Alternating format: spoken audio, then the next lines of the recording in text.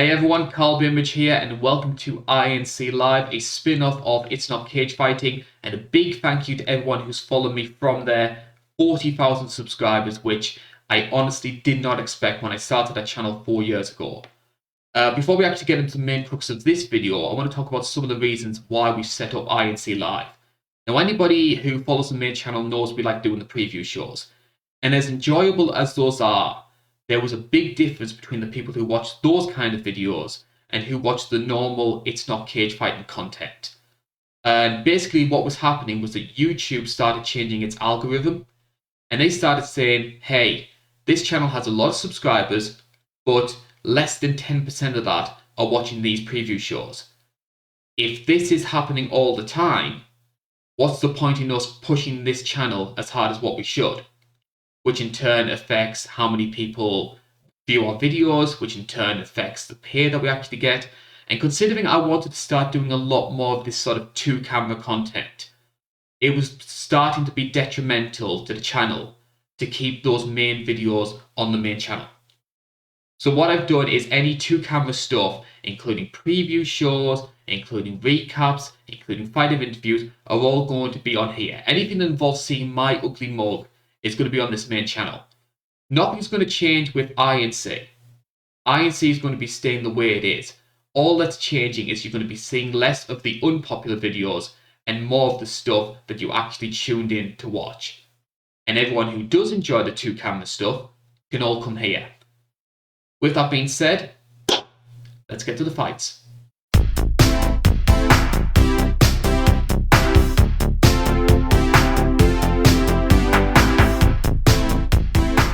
Okay, so let's set the scene. It took place on the 16th of January 2021. Max Holloway vs Calvin Kattar over on Fight Island at the Etihad Arena.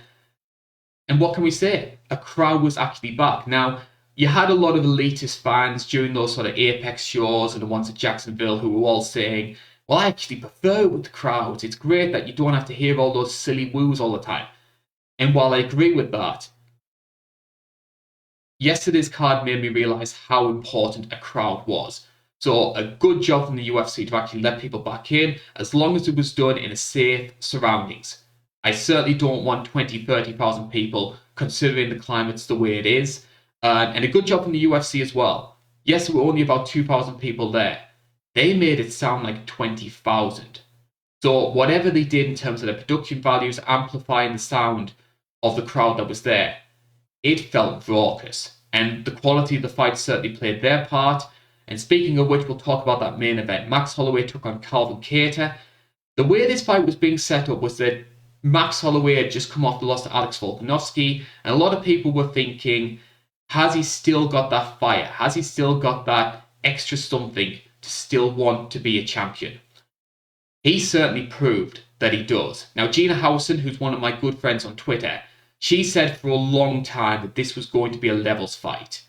We were going to see the difference between a great fighter in Calvin Kattar and one of the all-time best in Max Holloway. She was proven right. Max Holloway looked absolutely fantastic in that matchup. Great conditioning as always. We know that Max can go 5 rounds. He can even go 10 rounds. But it was the level of diversity in his striking. Max has always been a great boxer, but he mixed in spinning attacks. He was throwing elbows. He was working the body a lot more than what I'd seen before. And as good as Calvin Kattar is, and I'm still very high on Calvin Kattar, I think he's going to be one of those sort of top 5, top 6 guys who you have to get through if you want to be seen as a challenger. And he did have his moments. He cracked Max a few times, especially in that 3rd round, which to me just shows how good Max's chin is. But it highlighted how limited Calvin's offense was in comparison. Now, Max has always been great when it comes to the later rounds, but I was surprised by how aggressive he started more than normal. Usually it takes him a while, so like 2 rounds, 3 rounds, and we start seeing what he did to Jose Aldo, what he did to Brian Ortega in that 4th round. This was 4th round Holloway versus Ortega from the very, very start. I think I remember seeing a stat that Max threw a strike every 2 seconds for 25 minutes in this fight, which is an amazing output. And I think he more than doubled the amount of strikes he threw against Brian Ortega. So his output's amazing.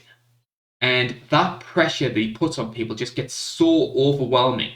And if you try keeping up with him, like Calvin Kattar tried doing, or like Jose Aldo did in that third round in UFC 218, it just overwhelms you, and that's how he gets the finishes. Calvin's chin, though, absolutely incredible. He took some absolute bombs in that fight, and I don't know if it's maybe because of the stories with Spencer Fisher. Personally, I think his team should have thrown in the towel. Ended that fourth round when he was pinned up against the fence and he was taking a lot of big shots. If I was his team, I would have maybe said, hey, live to fight another day, we'll come back again. I mean, the stuff that Max was doing in that fifth round, where he was looking away from Calvin, talking to Daniel Cormier and Dan Hardy, and still avoiding all those shots that Calvin was throwing, was incredible. It was a fantastic performance from Max Holloway, and he certainly deserves all the respect that he's getting from it. In my opinion, there's no question he's getting the title shot after Brian Ortega. Because really, not only was that performance great, but there's nobody else in that division who really has another claim to it. Like, yes, the beat's been fantastic the times we've seen him, but he hasn't fought for over a year. He needs another tune-up fight before we can justify giving him a title match.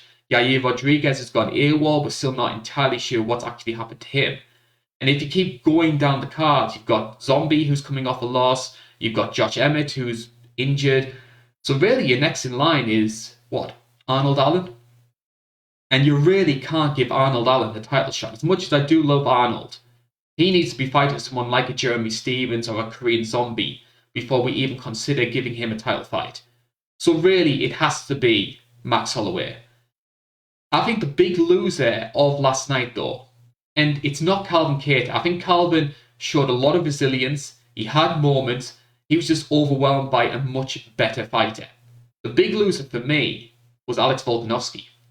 There was a lot of people after 251 who felt that Max won that second fight. And after seeing that performance last night, those people are vindicated. And I think it's a real shame for Volkanovski, because Volkanovski did a lot right in that fight. It was a 48-47 fight. That third round was the clincher. Personally, I thought Max won it, but it wasn't a robbery. But even if Volkanovski beats Brian Ortega, and in my opinion, I think he will, nobody's going to give him the respect that he deserves because of what happened in that second fight. So I think a third fight needs to happen for that reason as well. And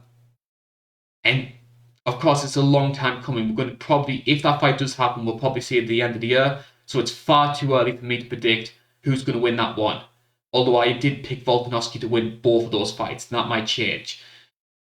In terms of the rest of the card, though, I think the first place we need to start is those two big upsets on the main card. Joaquin Buckley getting KO'd and Li Jingliang finishing Santiago Ponzinibbio. I'm going to start with Joaquin Buckley first. Now, we did a video on the main channel where we looked at derailed prospects. And of course, when I looked at the YouTube studio today, I had a host load of people all saying, well, why haven't you included Joaquin Buckley on there? You've got to update this now. Haha, Joaquin Buckley. I was never thinking that Joaquin Buckley was going to be a future UFC champion. For me, I put him in that sort of action fighter tier. People like Nico Price, Vincent Luque, Lando Venata for different divisions. They're the sort of guys who are just on the edge of the top 15, probably will never get ranked, probably never be champion, but you can always rely on them to have those great, entertaining wars. And Joaquin Buckley, for me, was in that kind of category. There were just too many holes for him to be a title challenger. And I think one of the things that Chirico highlighted with his knockout was how predictable Buckley's striking could be as long as you had good timing. That was something that Kevin Holland did very well when they fought, and it was something he did to set up that knockout. I didn't expect Chirico to be the guy to sort of stop the Joaquin Buckley hype, but all credit where it's due. That was a great knockout and a much needed one because he was on a losing streak. His place in the promotion was starting to come under question, and he's built himself up a little bit of momentum. He's the guy who derailed the guy who was doing all the spinning tricks. So credit to him, fantastic showing. in a lot of ways, I don't know if this is maybe because I'm working on a video about Mirko Cro Cop, but it reminds me a lot of when Gonzaga head kicked Cro Cop. It was more the way the upset happened, rather than the upset itself, that proved so shocking. To have the highlight reel knockout artist get knocked out in highlight reel manner in the first card of the year as well, after he had such a good 2020, that was what surprised people. As for the second upset, I was so disappointed for Santiago. Now, I was one of the guys who I had him down as a welterweight dark horse. I saw him winning 7 or 8 fights in a row before his injury issues. And he was beating guys like Gunnar Nelson. He destroyed Neil Magny in a hometown main event. And you were thinking, hey, this guy's ranked number 7.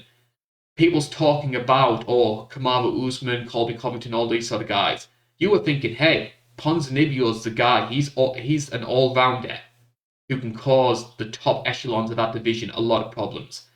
The injuries happened. He started getting up there in age. He's 34 now. And it showed in that fight. And it was so sad to see that all that hard work that he'd done was undone. And it was largely through no fault of his own. That can't discredit the Leech. Li Jingliang is a very underrated fighter. He's one of those guys similar to OSP where he loses the fights you expect him to win, but he wins the fights you expect him to lose.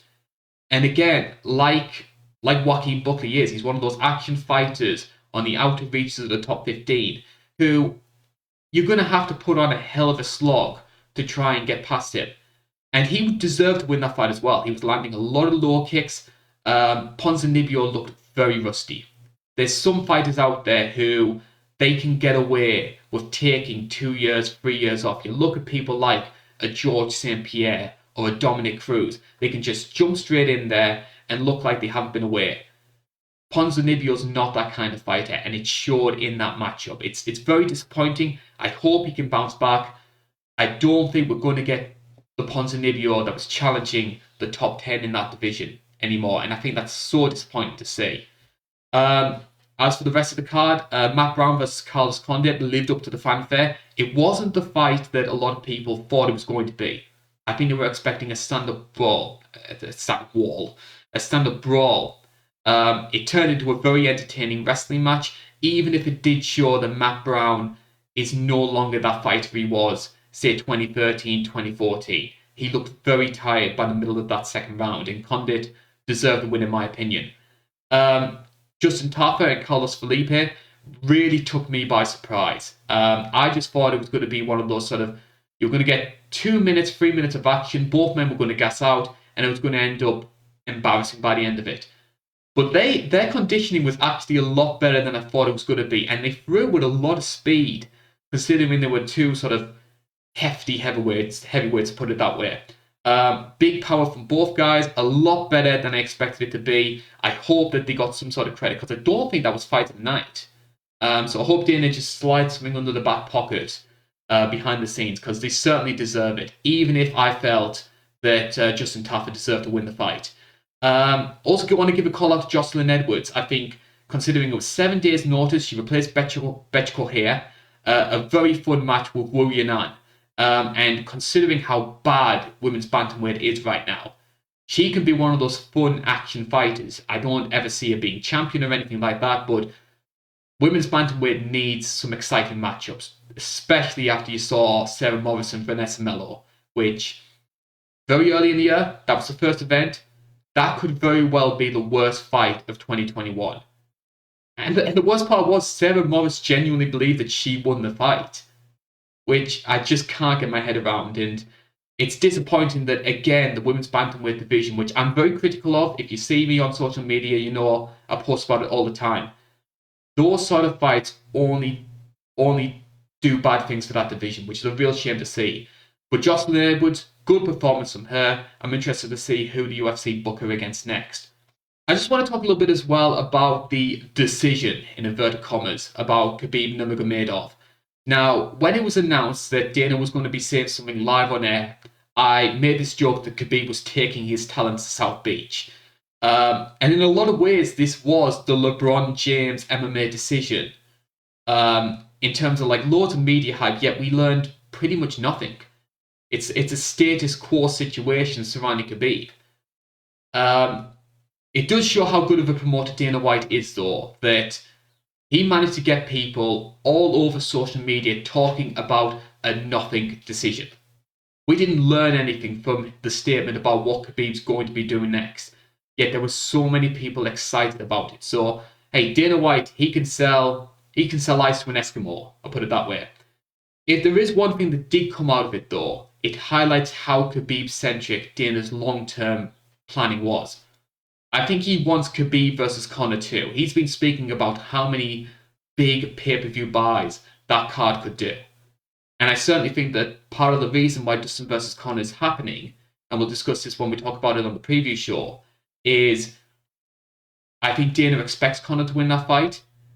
And if Conor does win, you've really got no choice but to do Khabib versus Conor too. So Khabib choosing to walk away, choosing to play the family game, and I still believe he is genuinely retired, jeopardized a lot of that.